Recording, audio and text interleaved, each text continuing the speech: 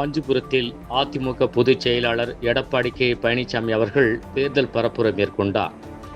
காஞ்சிபுரம் தேரடி அருகே நடைபெற்ற இந்த தேர்தல் பரப்புரை பயணத்தில் அதிமுக அளித்துள்ள தேர்தல் வாக்குறுதிகளை எடுத்து கூறியும், இதற்கு முன்னதாக 2011 முதல் 2021 வரை 10 ஆண்டுகால அதிமுக ஆட்சி காலத்தில் மருத்துவக் கல்லூரிகள், பொறியியல் கல்லூரிகள், கலை மற்றும் அறிவியல் கல்லூரிகள் கொண்டு வந்துள்ளதையும், மக்களுக்கு பசுமை வீடு திட்டத்தை கொண்டு வந்ததையும், பொங்கல் பரிசு தொகுப்பு வழங்கியதையும் எடுத்து கூறி அதிமுகவின் கோட்டை காஞ்சிபுரம் என்று புகழ்ந்து பேசினார். இதற்கு முன்னதாக பேரறிஞர் அண்ணா இல்லத்தில் அவரது சிலைக்கு மாலை அணிவித்து தேர்தல் பரப்புரையை மேற்கொண்ட அவர், தேசிய ஜனநாயக கூட்டணியில் இடம்பெற்றுள்ள காஞ்சிபுரம் தொகுதி வேட்பாளர் முன்னாள் அமைச்சர் திரு வி சோமசுந்தரத்தையும், ஸ்ரீபெரும்புதூர் தொகுதி வேட்பாளர் முன்னாள் சட்டமன்ற உறுப்பினர் மதனந்தபுரம் கே பழனி அவர்களையும்,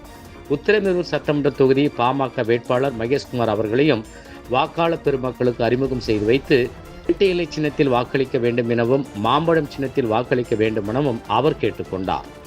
இதில் பொதுமக்கள் வெள்ளம் போல் திரண்டதால் இது இரட்டை இலையா அல்லது மக்கள் அலையா என்ற கேள்வி அனைவரிடமும் எழுந்துள்ளது.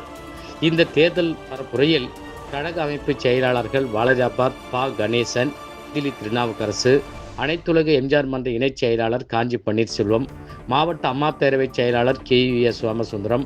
மாவட்ட பொருளாளர் வள்ளிநாயகம், ஒன்றிய செயலாளர்கள் தும்பவனம் ஜீவானந்தம், களக்காட்டூர் ராஜி, பகுதி கழக செயலாளர்கள் பாலாஜி, கோல்டு ரவி, ஜெயராஜ், இளைஞர் அணி செயலாளர்கள் சிறுவாக்கம் ஆனந்தன், மாணவர் அணி செயலாளர் திலக்குமார், இளைஞர் மற்றும் இளம்பெண்கள் பாசறை செயலாளர் மணிவண்ணன் உட்பட மகளிர் அணியினர், ஒன்றிய நகர பேரூர் கழக நிர்வாகிகள் திரளானோர் கலந்து கொண்டனர். அண்ணா ஹெட்லைன்ஸிற்காக உங்கள் சமூக ஆர்வலர் மதிப்புறு முனைவர் ரொட்டேரியன் PH பெரியசாமி பரமசிவா.